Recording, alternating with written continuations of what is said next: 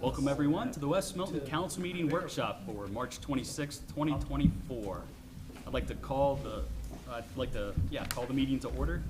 Roll call, please. Mayor Hurst. Present. Mr. Cox. Mr. Cox. Present. Mr. Fogel. Here. Ms. Gregory. Present. Ms. Metz. Here. Mr. Horn. Here. Mr. Dorman. Here and present. All right. Thank you. First on the agenda is the Hay Street project update. Manager, would you like Yes, that? I will turn that over to Service Director Herron for an update on that project. I'm actually going to turn it over to our inspector, Tim. Okay, so Delegation, it's a wonderful thing. yeah.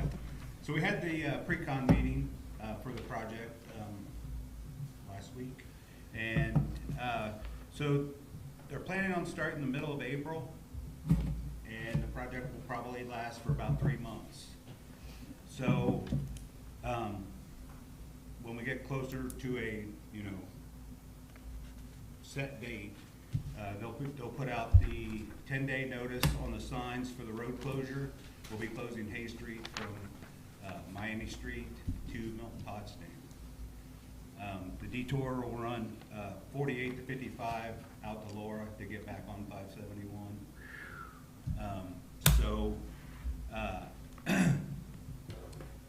Let's see. I'm going to get with the school this week to let them know Hay Street will be shut down for those 3 months, so that'll affect their bus routes. They have Forest Park and Hamilton to utilize to get out to the school.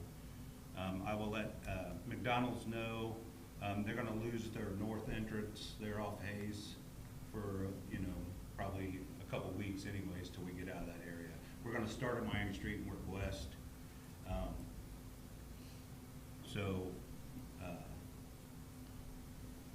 We'll try to get out of their way and get that entrance back open.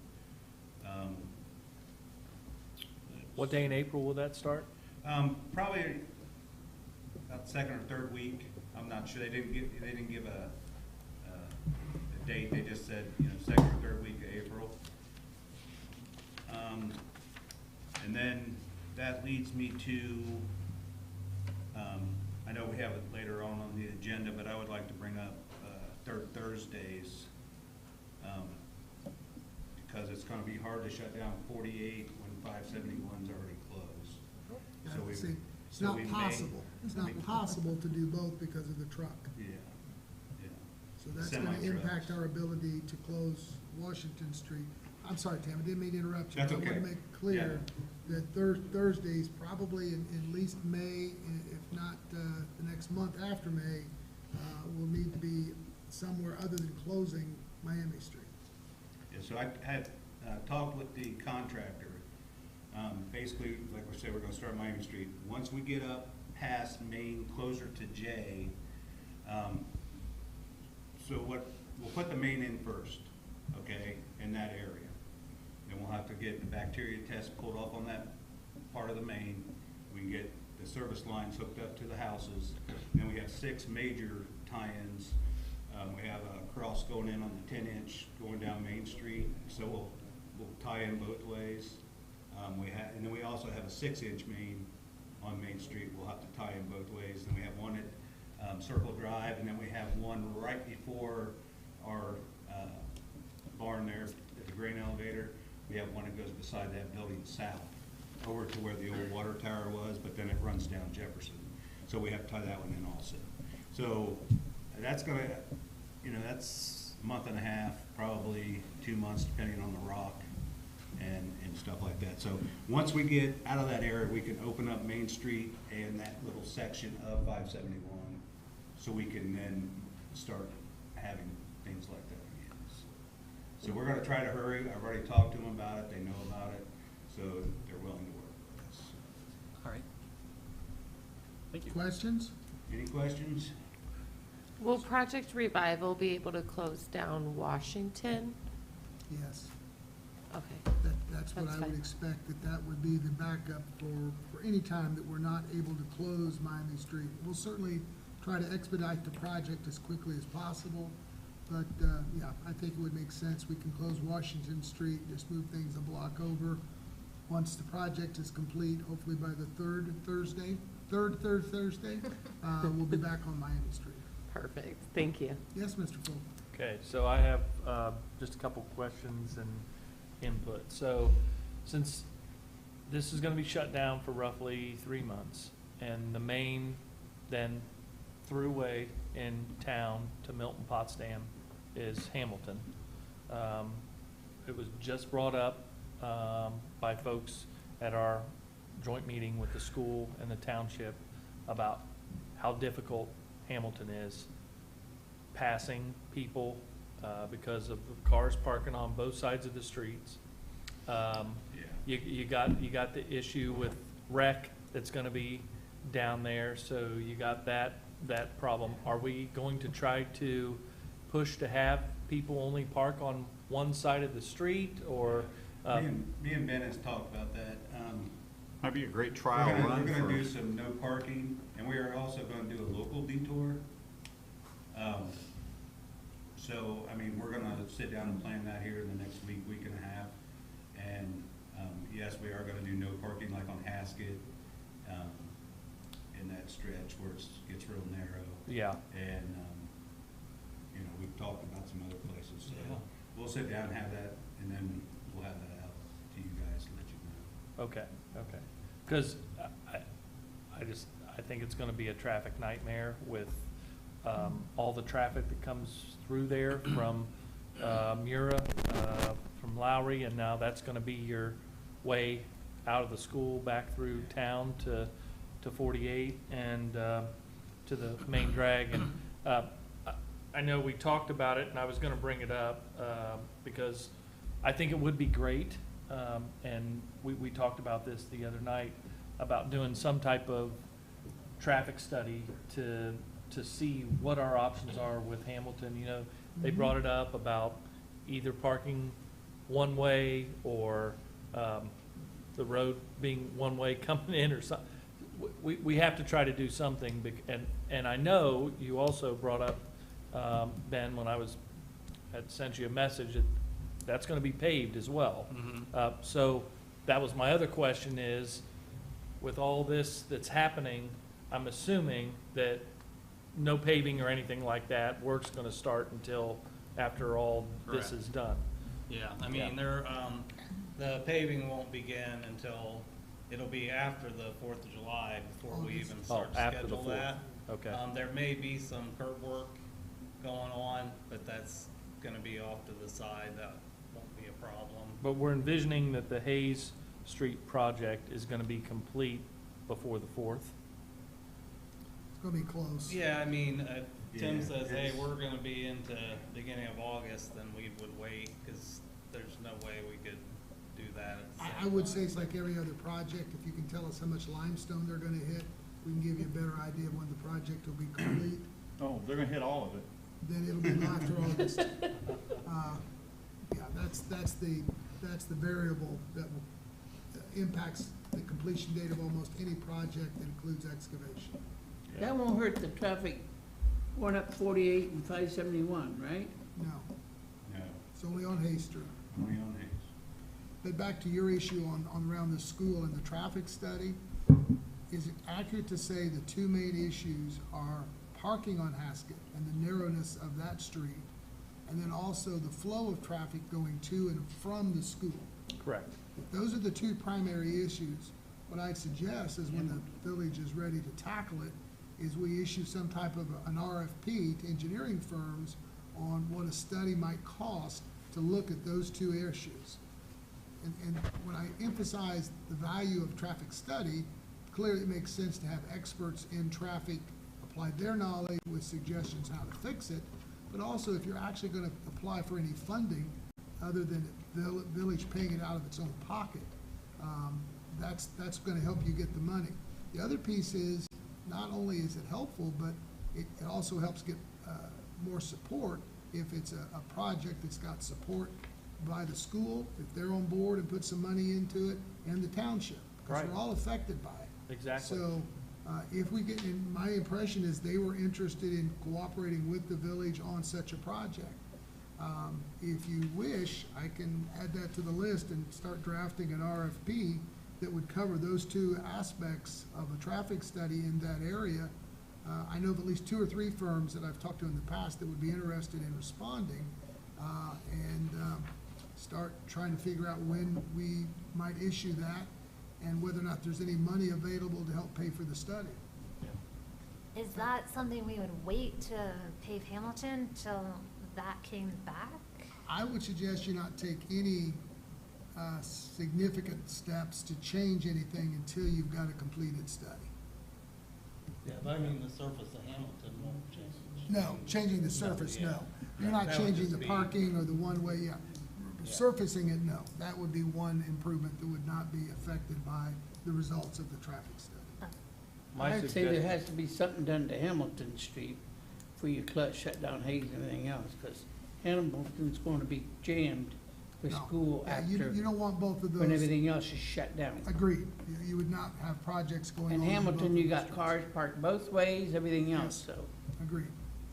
While Hayes is shut down, would that be a decent time to do a trial run of no parking on one side of Hamilton? You certainly could. I mean, for, It will be. Yeah, we're more- gonna have it. Yeah. okay. Yeah. That's a definite, That's- it's just a it's matter a- of, So after in we that- get it all figured out, which, or how we do it, which side, and if we don't do both sides. I There's a mean, scenario where we may We've- do both. I've We've got our own often, traffic counters now, so we can put down counters and see how it changes the Do we? traffic amount. Yes.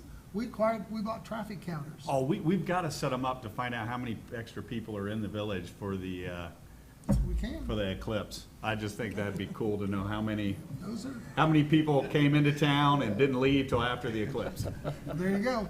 We've Separate got topic, data. We've got data coming, don't worry. But I've often thought as I go up Hamilton that, you know, it's worth knowing how many cars Monday through Friday park on one side of the street versus the other. You know, how many are there overnight, just to kind of give you an idea who's utilizing the alley parking or the behind the house parking the most, and who's not, you know. Because if you're going to disrupt one side of the street or the other, you know, it might as well be disrupting the least amount of people that it impacts. Right, and on J Street, they had no behind the house parking at all, so that's kind of where we narrowed it down to one side on J, but, I mean, Hamilton, they've got options behind on both sides, so. How did things work when you went door to door? You talked to folks and you made no parking on one side there of J Street. Did people mainly follow it, or? Yeah, did- for the most part. Okay, I think they kind of knew on the weekends, especially when 48 was kind of open, they kind of knew, you know, it's okay now, but then on the weekdays, we sent them a real nice letter, told them why, and I think it worked out pretty well. okay, good. I just was curious. But I think this, looking into the study, since the school and the township seemed like they, you know, they were supportive to go into that with us from our discussion. I mean, I think we should at least move forward in that I'll direction. start trying to pull that together. It seems like we need buy-in from the county too, though, because Yes. the township indicated they just maintain the roads, the county owns it, so, That might be a little more challenging. I might need the help of the township and right, perhaps yours to convince the county yeah, to play ball. right. Yeah, But no, it- you're right. you know, at the end of the, you know, so they may need to be brought in earlier, maybe somehow. I don't know if that's the engineer or the commissioners or whoever, but, When it's all parties involved playing well to get along, Yeah. I would hope they'd support it, Okay, but that's a. we'll work on that. yep. Anything else? Any questions about Hay Street? Sounds like it's gonna be interesting. Yeah, Well, yeah, they will definitely hit rock from Miami Street up through probably J. Once you get past J, it gets pretty good until you get to Milton Potsdam. We're gonna be stopping short of Terry Drive, so. Okay. It wasn't too bad out there when we dug out there before, so I think we'll be okay. this is just another important main that hasn't been replaced in far too long. And will make a huge difference in our water distribution to get that replaced. Should I go to the next item? Next item is the West Milton Celebrations Fireworks Letter. Right, you should have a copy of the letter in your packet. I know this is a workshop, and so not one where you would take action, but I thought it important to give you the opportunity to consider the request for this year. Well, you can read the letter for yourself, but they're asking for $10,000 towards a budget of $20,000 for the fireworks. Does anyone have any questions or comments? I just have a comment. Jack Scudmore and his wife, years ago, took this over, running the 4th of July celebration, and it was pretty much a husband and wife that were running it for, I don't know how many years, till we found out about it, and then we found out, you know, Jack had become ill, and some folks stepped up within the community to put a group together to start, you know, helping out with this. My thought process, and this was before when I was on council and I was involved in helping out with that committee as well. This is the largest activity event that, and what we're probably most known for each year is our 4th of July celebration. And I think, and this is just my thought process, I think it's crazy to have a group of 5 or 6 community members that are the ones that are taking everything to try to run with this and, you know, work out all the logistics. They also work the parade, all that type of stuff. And I know when I'm going to bring this up, this is probably not going to be very well received on the village side, but I think somehow, some way, we've got to take the ownership of this in the village is my thought process, because this is just such a huge effort. So you're volunteering to take that on? Well, I'm not volunteering to take it on, but I'm just saying, I think there's got to be a way that, I don't know, maybe we can collaborate more, or I don't know. It just seems like I would have to bet in other communities that have, I would think Troy, Tip, they have folks within their community, their village, their city government that run this event, and not just a group of 5 or 6 people that are, you know, involved in organizing all this. I mean, $20,000 is a lot of money for a fireworks display, for folks within an organization to just be the ones, you know, controlling those funds and involved in all that type of stuff. I mean, it was crazy to me when I moved back here to find out that for, it probably must have been 10 years, I don't know, somewhere in that range, that Jack and his wife, you know, ran everything with the carnival group and setting that up and all the logistics down at the park to make sure that everything went off, you know, without any problems. And, you know, I'm sure they probably worked with, you know, folks in the village, you know, to get certain things set up. But it just, that's just my thought, that I've always just thought that this is something that the ownership in itself to run, or to be the entity that controls everything with this type of festival, which is the largest activity in our village, it should be more on the village that runs it. But I know we have a small staff, and how you figure out how to do that logistics wise, you know, I don't know, but that's just my 2 cents. So, Thanks, Scott. We appreciate your 2 cents. Do you want Ms. Beatley to appear before the council to answer any questions about this request? I do have a question. Last year, there was a grant that was close to this amount, I believe. There was a portion of it. It covered more than just the fireworks. Is that still an option? I would say it's an option. Now, no work has been done this year towards applying again. So Well, I can that's, help you with that. We do have something in the budget, we have a line item in we the have budget a for line it, so. item that would cover this if the village wishes to make that contribution again this year. But, yeah. All right. We do have it in the budget? Yeah, We took it out, Oh. well, Yeah, it's but in there the was some budget. came out of the budget, and then there was additional funds raised in the grant that you're talking about. yeah. I mean, it wasn't full amount by any means, No, but it was close, like what I wrote the grant for was close to the 10,000. I think it was like 8. That was, Maybe, yeah, it was, yeah, the whole grant was From 29. Premier Health, that? Yeah. that was the Premier Health, but that was covering the other half that the village didn't pay for. Yeah. All right, any other questions? All right, So we're not, we don't need any additional information. The council's prepared to act on approving this request? Fine. yeah, it's a nonprofit in good standing, Yep, so, no, that's perfect. all right.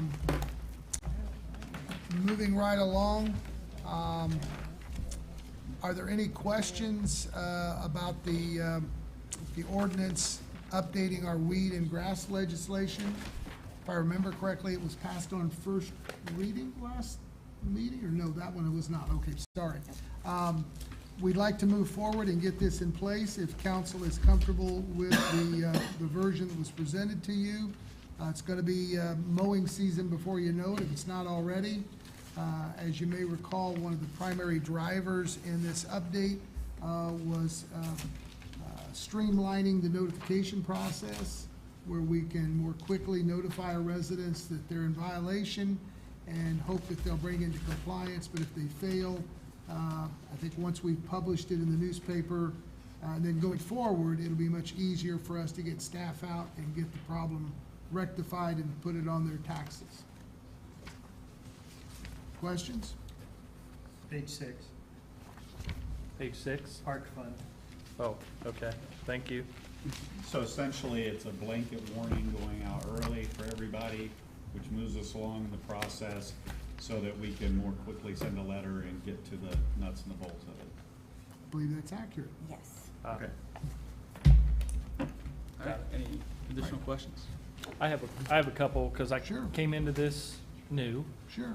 And I know this was discussed, I believe, one of the workshops that I was at, or one of the meetings. So my question is in paragraph 4 under cutting required. It says, "The municipal manager or his or her designee shall cause an annual notice to be published in a newspaper of general circulation within the municipality and posted on the village website, notifying residents of the requirement of this chapter." So this is all new that we're putting out to our village residents. We don't have a newspaper of general circulation, and there's really nothing that we have anymore in our area. I know that the Tip Gazette has a West Milton focused area. So I believe this was discussed, but I'm just trying to validate and verify. Since this is such a major change to this ordinance, I'm assuming that the thought process is include some type of additional notice in the water bill so that everyone in the community, every household gets it with this notification, since it's such a major change to what our current ordinance is. Or something in the water bill to where this gets out to everyone with the communication. Because I think that's where sometimes, being on council before, communication is the key to everything. And you've got to get this communication out to people, or if not, then you're gonna get more and more and more phone calls from folks or people coming in here that are not happy because they're gonna say, hey, we didn't know about this, we weren't aware. If some type of flyer or notice or communication went out to everyone in with the water bill, every resident in the community gets it. We So- would be happy to use whatever means possible to communicate. I guarantee you that will not eliminate the ones who fail to cut their yards also will claim they were never notified. So, yes, we'll use the water bill, we'll use the green sign, we'll use Facebook, we'll use our website. It's in the village's best interest to communicate as often and as effectively as we can. But I guarantee you that will not prevent what you just described. The folks who don't mow will claim they were not made aware of the notice. Okay. That'll just happen. But we can remove it being published in a newspaper, if that's what you're asking. I- If you want that section removed and say, and I can put language in there that says it's gonna be sent out with utility bills on such and such a date. I think can put that's, that in there. I just think that's more realistic with That's our, fine. with our situation. I don't know what the Whatever- rest of the council thinks, but I would still put in Detroit Daily and every paper you could. I'd put it in Miami Valley, I'd put it in there. Dayton Yeah. Daily delivers up here too. So you still want it in the paper? so. I'm not, well, not, it's whatever the council wants. I just. I would think- rather be overkill than underkill. Okay. so, Yeah, I you know. say we, yeah. Both? Both. All the above? All, yeah, as much as. Aren't we as- kind of putting like a ordinance of the day, you know, like on the water bill for a We do while that. anyway? We So do that. that could just be like the quarterly kind of ordinance of the season that's on there. Will it be possible to get it on the April water bill? Because it starts May first. Probably not, Okay, probably not. but we can get it in the paper and on social media before I that. know that it may sound strange, but almost all the folks who don't pay their water bill, their first response is, I didn't get a bill. Makes sense to me. Well, it's mowing That's what time. Facebook and our website are. I mentioned those specifically. I heard website, I didn't hear Facebook. So, It's mowing time, because I've mowed twice already. see, good for you, good for you. But I would suggest keeping it the way it's already worded then, and if you guys do any additional notices going out with utility bills, you can do that, it's just not a requirement. So, Okay.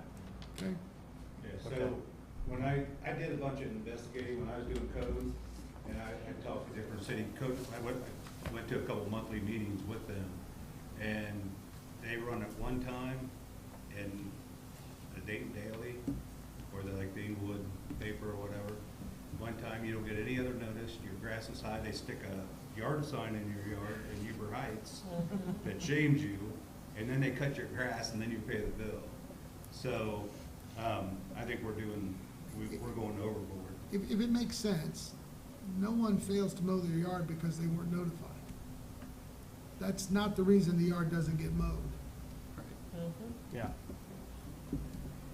So this doesn't include the fees, right? Because I think we kind of talked about the fee is not worth it. Like, people aren't caring to pay the fee and they're just letting the village mow their yard Did time we up to did we update the fee we're charging?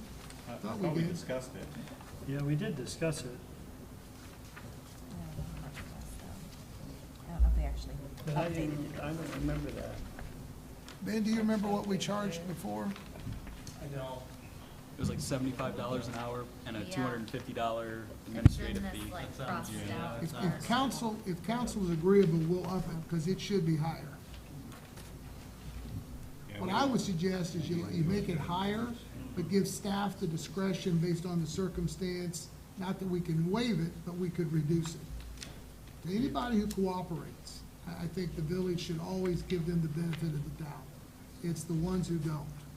Yeah, the lined out part was the $75 per hour, and then the administrative fee of $250. What do you mean by administrative fee? So all expenses incurred together with an administrative fee of $250 shall be assessed against the land. So it's just the $250, is that, It's that plus the 75, isn't it? Well, The that was 75 taken out, okay. but you're still doing the charges, there's just no fee, like what that charge is no longer in the ordinance. So you can up it gradually every year, it can increase, that sort of thing, as long as there's a set fee by the administration.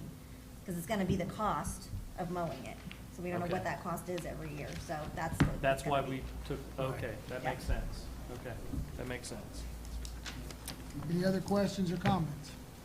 So the way that I understand, again, how this works then, this initial notice goes out, and then if someone violates the mowing ordinance with the regulation of weeds and grasses, they get one letter, and if they don't comply within 5 days of that letter, then we go out and And we publish a general letter to everybody who's in violation, that once you're notified, it's good for the whole year. Okay, okay, Yes. okay. Okay, now, I just wanted to make sure that No, I. that's why we have the I meetings. totally understood everything, how this was written and spelled out. With the additional effort that we're making on code enforcement, that carries over into mowing the grass. I think you're gonna see a significant difference from years past. Now, the challenge will be on staff, trying to keep up with that, because they have to do all the responsibilities, and we've got lots of projects going on, as you well know. And so the challenge will now be, is keeping our guys, try to keep up, depending on how wet a summer we have and our opportunities to mow, so. How you gonna do people that leaves the, for summer vacation, stuff like that, it's gone the whole, maybe some of them 2 to 3 months? They don't make arrangements to What mow do you their have? yard. Yeah, and their we'll mow yard it. ain't getting mowed. If they don't mow it, we will. It'll go on their taxes. So every ambitious teenager in town that would like to make a little extra money this summer, There get you your go. flyers down to the IGA, the hot dog stand, and maybe one here at the public library or something, and make some money, youngins. There you go. I'm just curious, because I've been away from this for a while. Over the years, has the number of properties that we have to mow their grass, has it decreased or has it increased? Decreased from what we originally, I mean, when we first started mowing, there were a lot. It's definitely decreased. Okay. Have your regulars. Yeah. Most of the residents only want to pay that fee once. Yeah. And so the good ones learn their lesson and keep it mowed from then on. But then you have a new crop of less than cooperative residents. That's the problem. Okay. All right. Any other questions? All right, next is the proposed legislation for the vacant building registration. All right, we've discussed this. This has been on the agenda for multiple meetings. I'd like to move forward at the regular session if council is ready to take action. It was not clear to me where a majority of the council stood on this. What I would simply emphasize is this ordinance, as others, I think the key is to gather information and communication with our residents. The majority of property owners are cooperative, and I would not expect any of them to be penalized. They're not aware that they need to register a vacant building. It'll take a year or two to get the word out that that's part of the process. It will be educating the realtors that work in the community. But at the end of the day, the value will be in learning which property owners are not maintaining their building. And it'll go hand in hand with our code enforcement efforts. So what I would suggest, if you have some reservations or concerns, allow the village to implement it for 12 to 24 months, see what the reaction is, and if there are problems, obviously we can make changes. But I think staff will implement it in such a way that if you're at all cooperative, you're not gonna be penalized. The key is not to gotcha some dollars. The key is to try to improve the community by being aware of which vacant buildings are not being properly maintained and who owns them, because sometimes that's an issue. And not only who owns them, but what phone number can they be contacted? So, I would encourage you to move forward with allowing staff to implement it and see how it works. And if there are problems, we can come back and change it, but obviously the final decision is up to you. Do you have any questions? Where did the language come from for this again? This came from another community here in Ohio. I want to say it was Painesville, but I don't want to quote me on that. But There are two or three communities that I found in my research that have similar style ordinances. And the real key is that the communities were bearing the expense of those vacant properties, and they wanted to transfer that responsibility to the actual owners. Yeah. And they couldn't do that if they didn't know who they were, they weren't notified. Right. So, And some of the words are bolded. Does that mean anything to the rest of the text? I know sometimes we have strike-throughs and italicized that shows yeah, changes. no, I think that came in the version, I may have boldened some to make sure that you noticed that, because Okay. I thought it was important. Okay. I know I highlighted some. Oh, I think I did it. Okay, good, because I wasn't sure. Just for clarification. He had given me the one he had. I found another one that had what I thought might be more useful to you, so I kind of combined the two. I think the bold is what I found in the other one and Okay. added to the one he already had. If Perfect. that helps. Good, Thank you. thank you. Are there currently any properties and vacant properties in town that the village is incurring any costs on now? Only as part of our code enforcement and time and effort in trying to. But we know who owns them. I think most of them, yes. Again, this is more about information, and I think it gives the staff the latitude. This is not a gotcha. This is not about generating revenue. This is about trying to improve the community with information. I would encourage us all to, I mean, when I have something that we're talking about that's possibly touchy and affects other people in the community, I like to run it by 5 other people in town that I know, and usually try to run it by people that I think is affected by the issue at hand. And, yeah, I just encourage us all to do that if, And I think I might have asked this previously in my email questions, but do we have any idea of how many vacant buildings, how many vacant properties that we have? Has anybody done some type of a general If we did, I wouldn't study? need the ordinance. Okay. I don't. I mean, what information we have is through the code enforcement, and because we're not tracking it in that regard. Because, I mean, I know there's a few downtown that have been vacant for Yes. years and nothing's moved on those. That's the crux of that's the crux of the issue. Okay. Well, I really do like the exemptions area with the exemptions that folks can submit in reference to a written application to the municipal manager. I like that language in there, and The there's a- flexibility if the building's determined to be in the interest of the economic development of the community. There's all kinds of flexibility that's given if the property owner cooperates. I think like you mentioned to me once, people come to you, looking to buy a building or rent a building or want to start a business and asking you, where can I do this? And maybe there's nothing, but of these other ones that are potential. I think something like this would help you put those two people together and be like, hey, I have a, owner that's looking to rent possibly, and I have a, someone looking to start a business. So I think that would help something like this. And like the weeds in the grass, like we're not trying to make money off citizens. We're just trying to get things, code enforcement, or get things looking nice, or help neighbors that live next to these blighted buildings, feel better about their properties too, or not have to live next to a dwelling that's been falling down for years and has Right. rodents and that kind of thing. So I don't think, we're not trying to not work with anyone who's No, trying it's- to do the right thing. Well said.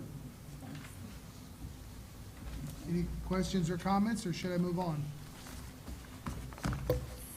Seeing none, we've somewhat discussed Third Thursdays already, so I think we have a plan for that. Does anybody have any other questions or comments as we move forward with Third Thursdays? Our first one is May 16th. There you go.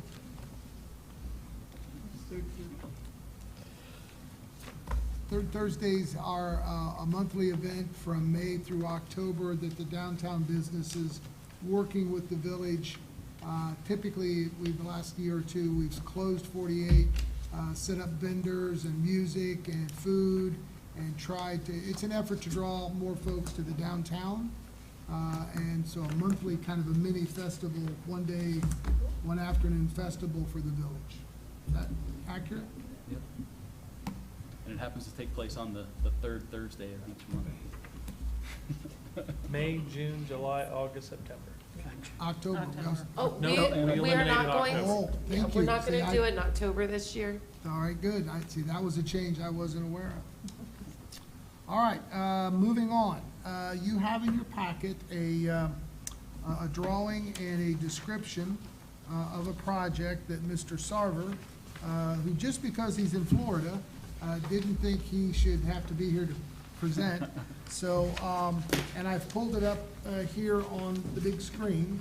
But as you can see from your drawing, that what Mr. Sarver has proposed is to convert his current parking and the grassy area behind the new building that he's constructing, adjacent to the Revive It building, want to convert that into a public space that he would landscape and maintain.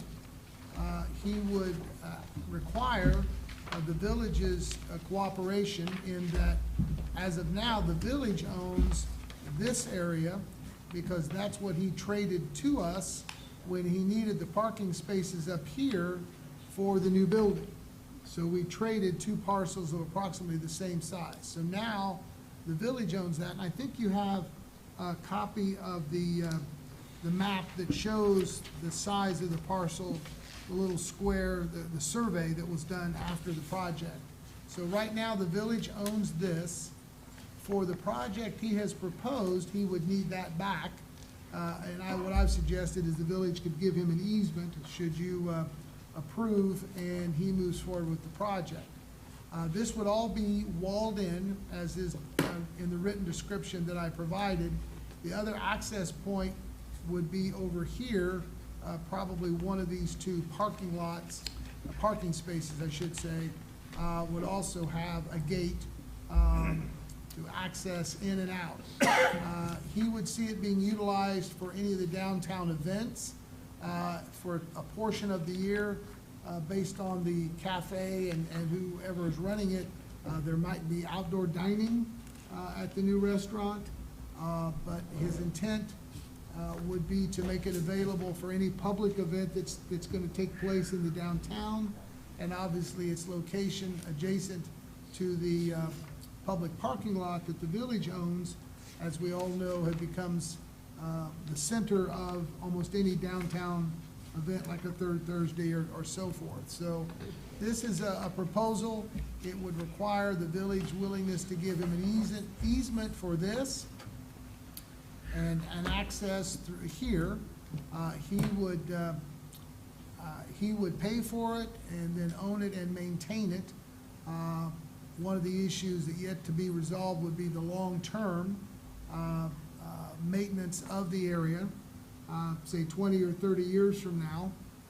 One option would be for to revert back to the village if the village wanted to own it and maintain it, if he were willing to do that, or his heirs would continue to own it and maintain it, just as like they own the building that Revive It is in and the new restaurant. So what he's looking for is at least the village is interested in allowing him to go forward and hire a landscape architect to draw more final plans of what the area might look like. But at least in his mind, it would be a brick or stone wall 4 to 5 feet high around it that would be in this entire area, a grassy area, maybe some trees, but that other than the two access points here and there would be entirely enclosed, but while an asset for the cafe, but also an asset for the downtown. So that during the 4th of July or during Third Thursdays, if there were other events or activities that the village or the organization doing the event wanted to use the space for, I think Mr. Sarver's track record of being a generous supporter and flexible would continue. Does that make sense? You've got the drawings. I just thought it would help to see this. Questions? That parcel next to, it's This? L3. Yeah, that one. Does he own that? Yes. Okay. Yeah, that's where the new building is up here. No, the That's what I one thought. like the one down. The- This one? Yeah. That parcel is actually, I believe, owned by the village, but this all changed when he built the new building. So we own the parking lot. I don't know if this line is off for a few feet. I thought the line was actually the curb. Okay. Mr. Herron? Yeah, and- Yeah, I think this GIS is not exact, so I think it follows the curve. Other questions? I think it sounds like a cool idea. The only thing, like a 5-foot wall seems a little tall, like closed in, like if it's trying to be like an open space for Third Thursday and stuff, I see a 5-foot wall, like you're closed into this green space. I get like a smaller wall to kind of contain your tables and your drinks and your food or whatever, but to still feel Okay. part of what's happening. I think those are the kind of details that if you're at all interested, I would ask him to proceed with drawing up more specific plans and then bring it back to us for final approval. If he's gonna pay for it, our role would be our willingness to, the small piece of property that the village does own, obviously would be a piece, and whether or not we would grant the access at another point. Yes, sir. I'm assuming from past experience for the village to grant an easement, this is something that would have to go through the planning board first, is that correct? I would not consider that a significant economic development piece. I believe if the council wanted the planning board to consider it, we could send it through them. I was not interpreting that as a significant, as I recall the charter, it talks about significant economic development. Right.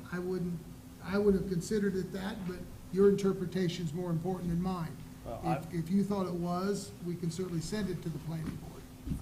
I just didn't know what the No, that's official fine. protocol No, it's- was in reference to the easement, because it's a Sure. legal, Sure, Um, that's binding. it's a good question. That's how we're implementing it currently. Does anyone have any opposition to No. it being done? Definitely not. I will let him know and move forward, and I really think he's wanting to move fairly quickly and have it ready when and if he has an operator for the cafe. So I will let him know and we'll move forward. Next, on the item, I'm sure you've all taken a look at the beautiful retaining wall that Mr. Herron and his staff and the contractor built for us, and what an asset it is to the park. It occurred to me that with the new setup and the concrete that's on top of the retaining wall, presented potentially an opportunity we've not had before to use that perhaps for fundraising events that use the park, like the 4th of July and so forth. So I happened to mention that to Councilor Gregory, and she thought that might be worth bringing to the council to see if you would be interested in allowing, since we control the space, that would you turn it over to, say, Project Revival or the 4th of July or some combination thereof, who could then raffle or somehow use it to raise money. So if you want to sit there to watch the 4th of July, you buy a ticket, or you raffle, or you auction, or somehow monetize the ability to be at that spot at times when it's in great demand. Now, you're gonna have to figure out how you stop other people from setting up their chairs, and, you know, that's a challenge the staff of the village doesn't wanna take on, but if. Gotta get your blanket there on July 1. There you go, the volunteer group, but obviously that would require council's permission if you're gonna allow one of those nonprofits to attempt that. Does that make sense, I hope? I think it'd be great, as long as I don't have to try to keep people from setting up their chairs. So that's kind of where we are. Questions? I think it'd be it's a cool good- if that's where the, usually the parade has a, Grand Marshal? grand marshal, you know, maybe, There you go. usually it's some esteemed person who's done some wonderful things for our community for a long time. Right? And what better neat opportunity than to have the best, Sure, spot best for the spot. fireworks with your family. You know, I think it'd be, you know, and that doesn't need to be all the space, but it could be a couple of the spaces, you know, but. There's probably room for 20 or 25 chairs, and that's a fairly large area. Yeah. What would you say, Ben? Can you fit? say 25 plus. I mean, that's a lot of people. So if you just charge $10 a chair, or however the groups decide to do it. So I don't know, does that require like a motion to give them the authority, or how would we do that? Because certainly somebody's gonna challenge it. Why can't I sit there? No, council, the village controls it, and they've delegated that to Project Revival, or, How would we decide which group gets it when? that's another good question. Yep. Because just putting one on it, you know, when there are other nonprofits that could benefit from something like that, you know, at Rock the Hill or The fireworks Absolutely. committee. Fireworks. The fireworks Absolutely, committee. fireworks, Right. all So, I those mean, things, rock the, There's, those are all. different opportunities, but Yes. there's also different Yes. groups, and so Yes. just choosing one, you know, probably isn't the wisest. Why don't you ponder it, I guess, and at the next meeting, whatever, whether it would be a resolution or just a motion, should the council decide to do something like that, should suffice to give the authority. Could we also get a list of nonprofits that are interested? So if we wanted to make a rotation, so to Yep. speak, we could put a list together and say these 4 or these 3 or these 5. Okay, yeah, You know. we'll post something that if you're a not-for-profit that are interested in a fundraising opportunity, to contact Village Hall Yep. and get a list from that. We'll put it on the green sign and Facebook and whatever, and set up a deadline before the next council meeting, and you can go there. How about that? Because I think it's large enough that you might even be able to split it up Oh, to yeah. where two different nonprofits could have, Right. you know, a section of it and. Because you're gonna need do extra something. volunteers to enforce it, so you might need the Yep. manpower of more than one not-for-profit. But to be clear, we're talking about a nonprofit benefiting not the village. Yes. Correct. Just wanted to Yes. say that I out think- loud so everybody heard it. Yes, absolutely. I think those are good points. Yeah.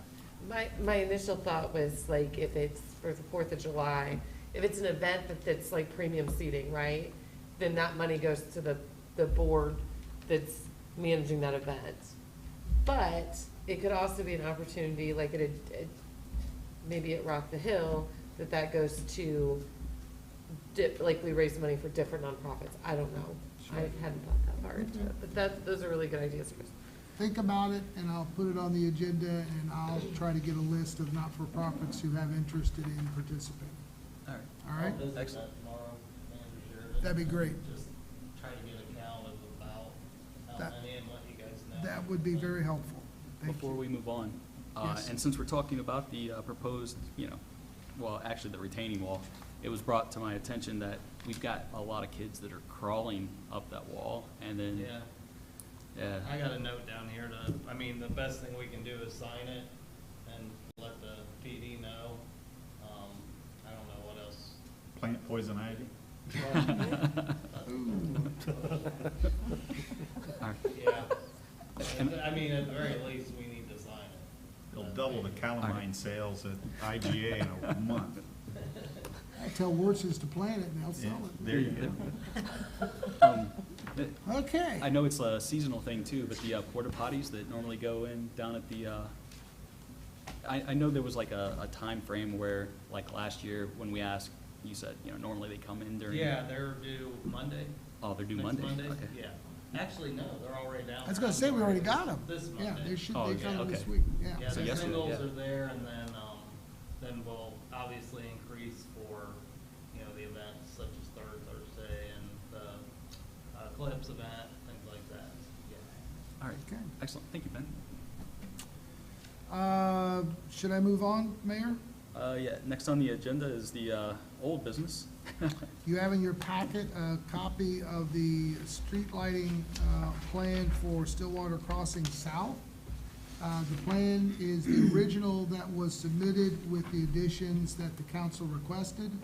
The additional streetlight luminaire at each cul-de-sac has been added, and the developers have agreed to cover that cost. So the entire plan was what choice one drew up according to the standard in our code for non-PUDs. And then we added, is it 6 cul-de-sacs? Yeah. Yeah, 6 cul-de-sacs. 6 cul-de-sacs, an additional light fixture at the base of each cul-de-sac. So, Mr. Kaufman and Mr. Morris have agreed to fund that. We just need an approval by the council. So at the next meeting, if you can formally approve it. Again, see, this is another good example of the planning board. I could argue that's a significant, but I really don't want to delay it until another month before you can approve it. So in my judgment, I was gonna take it straight to you, since it's exactly what we asked for. Because once we approve it, Kaufman can sign a contract and get the process moving to get them installed. Are you comfortable following that process instead of going through the planning board? Yeah, this is health and safety, so. Okay, all right. I just want to make sure we're all on the same page. The way it's written, there is some interpretation on my part of what's a significant change. And that's how I'm doing it. So the dots are streetlights, but the, It's council meeting. Well, I'm not sure I'll be there. This is the surgery. I want to go and get it done. Is, the luminaires are not streetlights, they're lamps? Yeah, like what's that's- downtown? Yeah, a streetlight pole and then the light fixture on top of it is what I call the luminary, the light on top. So you're talking about like what's downtown? Yeah. I'm not sure the exact design of them yet, but I mean. But it's it's a standard street light. It's not the small one. Okay.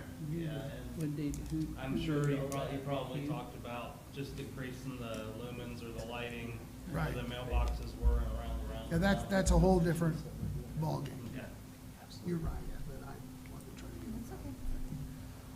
Are we good with that?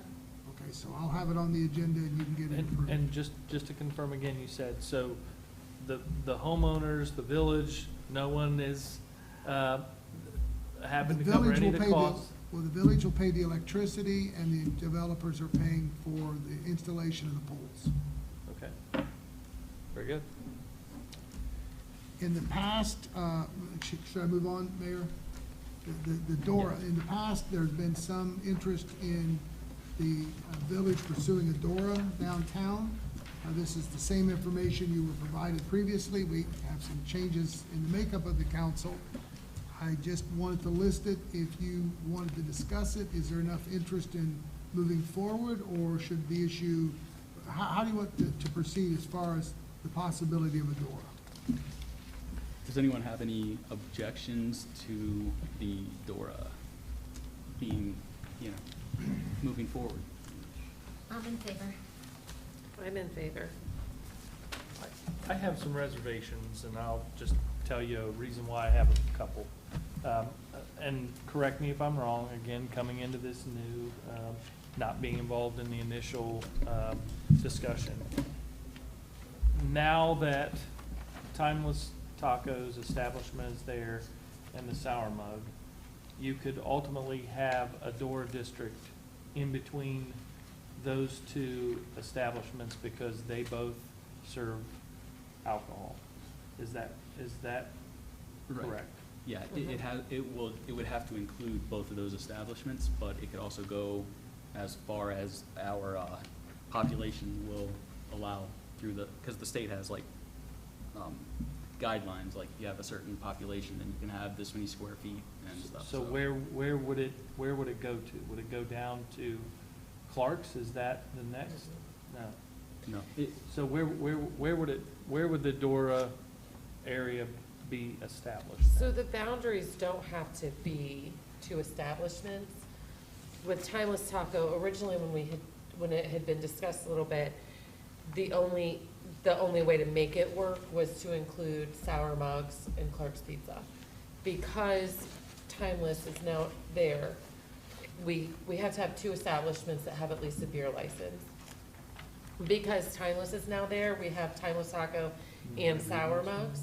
And we can keep it in the business side of downtown without going so far south into residential. Okay. And then it would, my thought is it would go on Main Street and then over to Washington and stop there, not Miami Street, not Main Street, I apologize. So it'd go Miami Street, like where Sour Mugs is, so you can walk down that road, and then Washington, so like if you wanna walk behind Words, you can walk back behind there. And it's only during specific hours, so like, my thought is like 4 to 8, Thursday, Friday, Saturday. And then that's the only time that you're allowed to have a beverage, an adult beverage, and it has to be purchased from a DORA participating establishment. So you would have to buy, like if you wanna go in and get your drink from Sour Mugs, you have to go in, you have to buy it from Sour Mugs, it's in a designated cup that they provide, and that's the only way you're allowed to have that open container. Otherwise, it's illegal just like it is today. Okay. My only major concern with that is if folks, and this is probably what will be happening, people would be going back and forth possibly between both establishments. That intersection is awful. I think you're opening yourself up to, you know, major safety issues in that crosswalk area to cross across 571 or across 48. I don't know. I just would not be in favor of that. I think we're really opening ourselves up to a lot of issues and safety issues, and that's my thought process. Now, I think if something happened that down the road, before the brick house where Mr. Sarver is building his new facility, if you did something from Sour Mug to there in that area, I think that would make more sense if that's something that he goes back to and he decides to approach the liquor license that was in place there when the brick house was there. But I don't think people will be like migrating back and forth. I mean, if they're at Timeless Taco, they're probably gonna stay right there in that general area. And if they're at Sour Mugs, they're probably gonna be frequenting the shops that are there in the downtown. But, you know what I mean, it's like, I don't see anybody migrating back and forth, you know, just to get another drink, in my personal opinion. I was wondering if we could have it, or, you know, even if we try to, I don't disagree with the 57148, just parking at Ambler's and eating at Timeless, whether I'm drinking or not, is scary. But having it for Third Thursday or the car show, or like having it for special events, can you make it so for the car show, can you make it then, oh, it's from 57148 all the way down to wherever the car show ends? Like, can you make the boundaries for different dates and different times, or does it always have to be?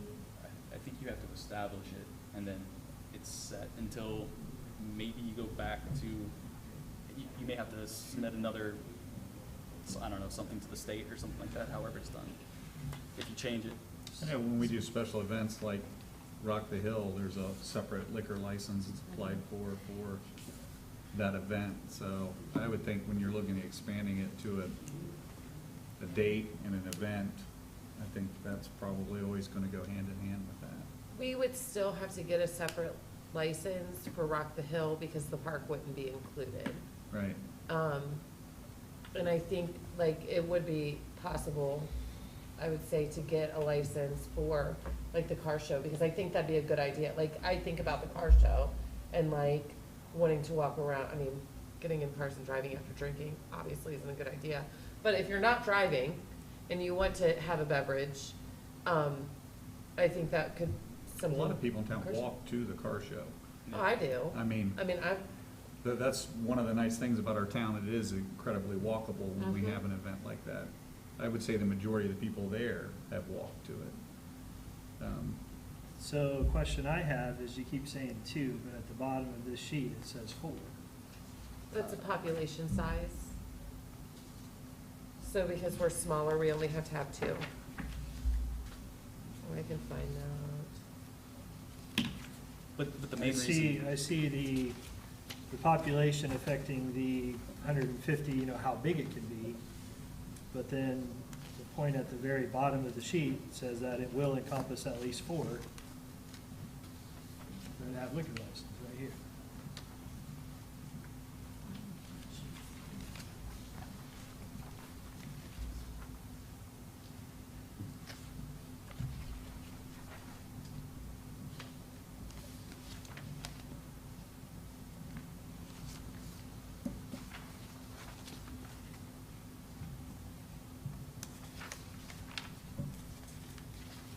And I echo Scott's thoughts of, the last time we discussed this, it was Sour Mugs and Clark's, and I was opposed most definitely to that. But the increased foot traffic perhaps, I mean, we want to help businesses drive sales, but we also have to do it responsibly. And so increasing the back and forth between, and, you know, and putting alcohol in the mix does seem unwise to me to cross 571. Now, there's plenty of other businesses open now that they can walk back to, you know, and then maybe a nice little park area that's gonna be, you know, and so that seems problematic to me. And what was originally said, you know, if you do it, say 4 to 8 or 4 to 10 on, you know, Thursday, Friday, Saturday, what places are open? There's not many other businesses Right. in town that's Right. even open that folks are going to frequent, because most places close at 5. And I'm sure except part for of the this, restaurants. part of the thought is an economic development tool for future growth and thought. So, I mean, that might be the reality now, but the thought would be, you know, in the future, things would be open and, you And know, I- other things might be happening then too. But, you know, and shoot, you were talking about the car show and things like that. I think if you want to target those, then you do it the same way with Rock the Hill, with the temporary liquor, or like, whatever it is, permit to sell, and not put something in place that is available all the time. And we maybe could- that's where we do a trial. I mean, maybe that's where, you know, now we've have a couple different establishments in town that sell alcohol. We, you know, we try it with the car show and see how things work. But I Well, would we've think actually without done the it. DORA, you can't do that. right, They can't sell for you to walk outside with. So I'm just saying that, just like with Rock the Hill, you could have it available in the same way, but it wouldn't involve the merchants in town. Like Rock the Hill, we have to set up the taped area. Yeah, and right, Tell people, you Yeah. know. yeah. Same thing when they did a beer garden downtown. We did the same Right. thing. Yeah, it was a zoned area and people were told you can't carry it outside this area. So the door, and I had thought about like the 4 to 8, because honestly, like most places are closed. But if you did like 4 to 8 on Thursday, and then I mean, you could do it, we can set the time, right? So if we wanted to do it 12 to 4 or 1 to 4 on Friday and Saturday, it can always be amended and changed. I think it honestly would make more sense in my mind, I guess, to do it 1 to 4 on Friday and Saturday. Then you don't have people, then you've got somebody going into Sour Mugs, having lunch, walking to the antique stores with a beer in his hands, and going home. You might do better with breakfast tacos and mimosas on Saturday morning. But I think you've got to still look at what the statement says at the bottom of page 2 of 8. The statement that the proposed door will encompass at least 4 A1, A1A, A1C, A2, or D class that have liquor permit holders. We wouldn't have that. It even says excluding D6 and 8. Is that like carry out packaged liquor? I don't really know my licenses. So it was 2. We did have to have 2. yep. So we can double check to make sure that it's still 2, the law is still 2. I can double check that and email you. Thank you. Mhm. Because I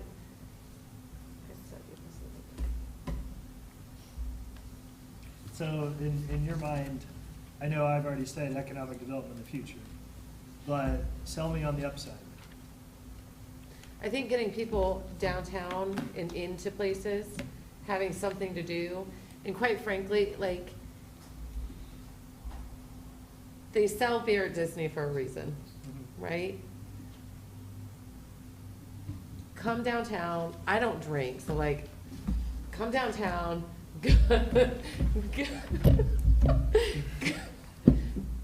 come downtown, go have lunch at Timeless Taco, get your margarita to go, walk into the shops, mosey around, it's a hot day, enjoy it, go home.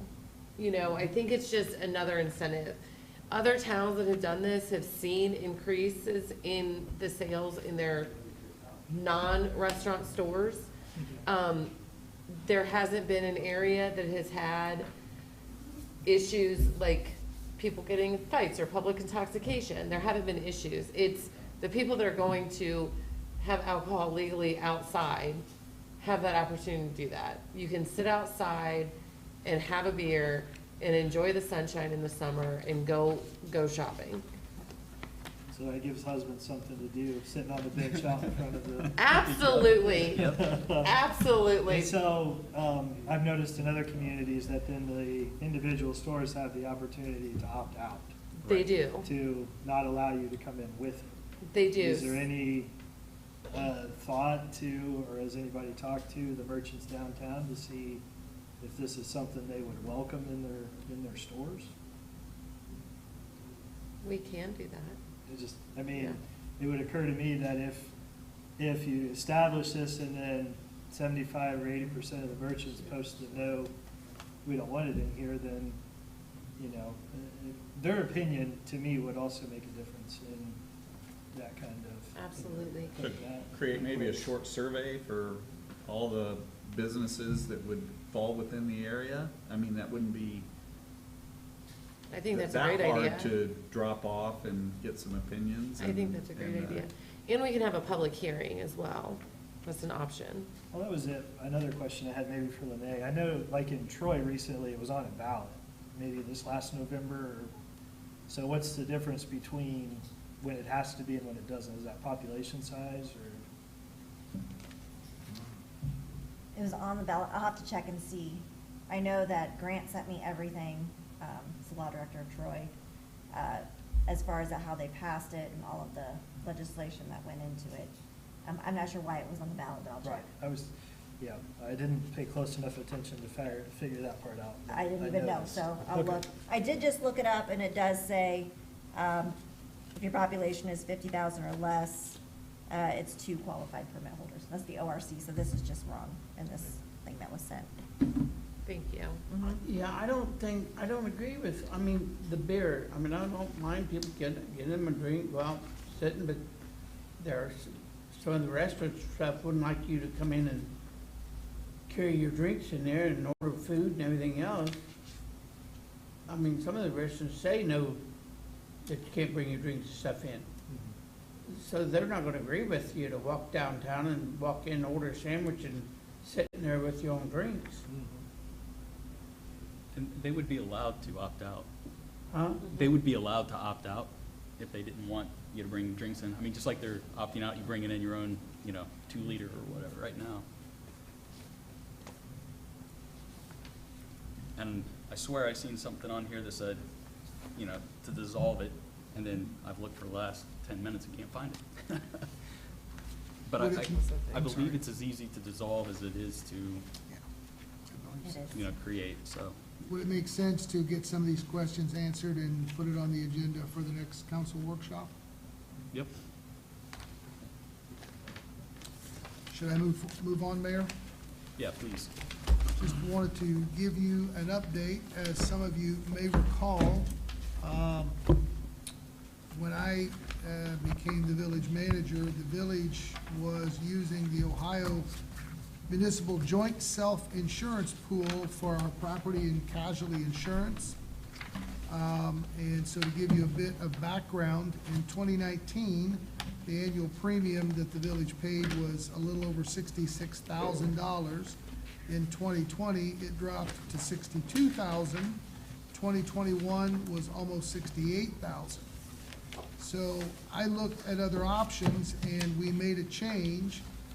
In 2022, we went to PEP, which is the Public Entities Pool, and our premium dropped to $48,000. In 2023, it went to $49,000, but in 2024, pretty significant increase. It's going up to $65,000, but still less than what we were paying with PEP 4 years ago.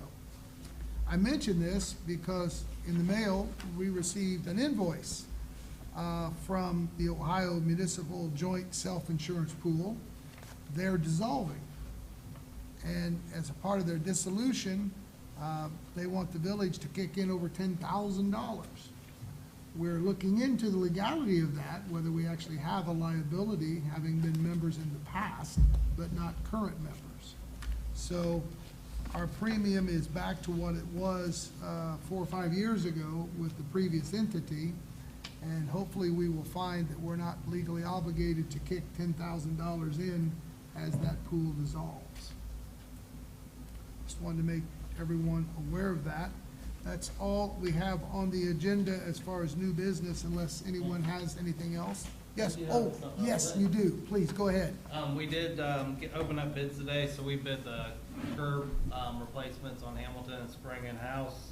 Opened up bids, and DAC Concrete, which is Henry Crest, actually came in at $45 per foot, which is an extremely good price. The next bid up was $61 a foot. So as of right now, there are 6 confirmed to take advantage of that price, and I have 16 to go. The second letter will go out basically just stating that this is the price and we need to know by this date, whether you want to do it yourself or have us do it. There'll be a time limit on that, of course, but the contractor's more than willing to work with us on our schedule. So that was pretty good news to get that low of a price. Is that Daryl's, Henry? Yes. And what streets was that again? On Hamilton and then on Spring. The majority is on Hamilton. Okay, Hamilton and Spring? Spring. Okay. If there's no other questions or issues, could we go into a regular session, please? I'll open the floor to motions to go into. Sorry, I had 2 quick things, sorry. Just wanted to see if you have received a response yet. I know you sent a list of questions out to the Miami Southwest Joint Ambulance District. Correct. With a laundry list of 10 to 12 questions. Have you received any response back yet? No, we have not. Okay. And then the other thing I just wanted to bring up, and maybe it's something that we talk about at the next workshop, but I think it would be smart for us to really look into this with the school, just so folks know. We meet with the school board and we meet with the Union Township folks, trustees, and we met last Thursday. We meet every 4 months at each of the different entities, and we talked about they're looking at the possibility of some pickleball courts at the old tennis courts that are in the middle of town behind the bus barn. And I know we'd mentioned about bringing it up at our workshop today for discussion, and I know there's some talk about looking at another location in town with the possibility of pickleball courts. You know, the more I thought about it, you know, after we got done with our meeting, I think it would be a great joint venture between all 3 entities, or if it's not all 3, if it's us and the school, to look into that, because one, the infrastructure's already there with the fences and the courts that are already there. They're looking at the repaving because they're already looking into the repaving of, resurfacing of the tennis courts at the school. So if there's a way that, you know, we could look at that strongly at the next workshop, to work at trying to partner with the school to do that. To me, that makes a heck of a lot more sense financial-wise than creating a whole new area for pickleball courts and the costs that would be involved in that. When that place is centrally located in town, and I think, you know, there's plenty of parking there around the street, or if not, there's parking where the old school used to be that folks could walk over there, and it's something that could be up and running where the community could be utilizing it very quickly. So that's just my thought.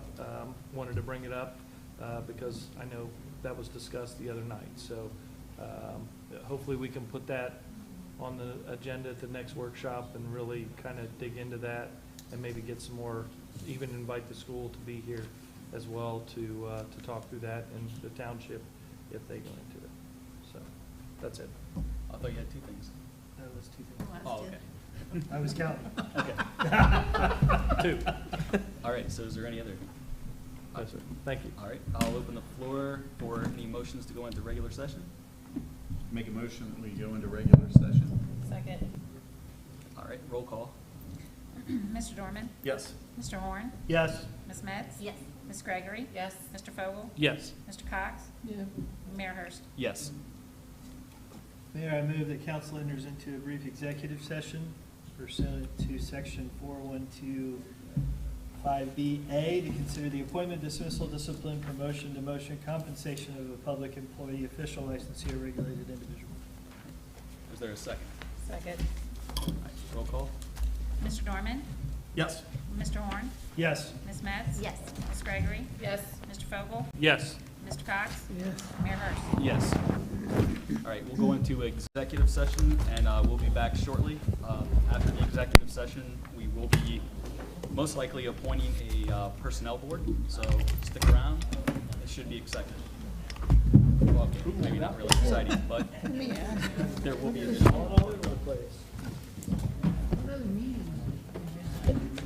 I'm gonna let you in on a phone secret. We have the, I think the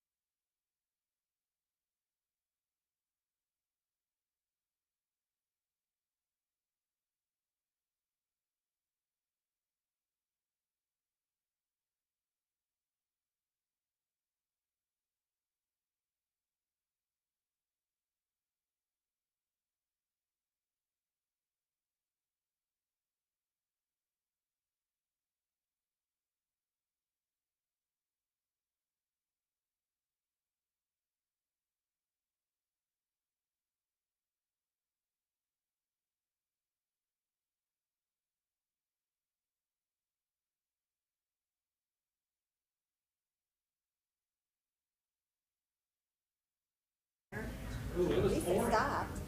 I thought it was raining. Yeah, when they were talking, it was pouring. Oh, my goodness.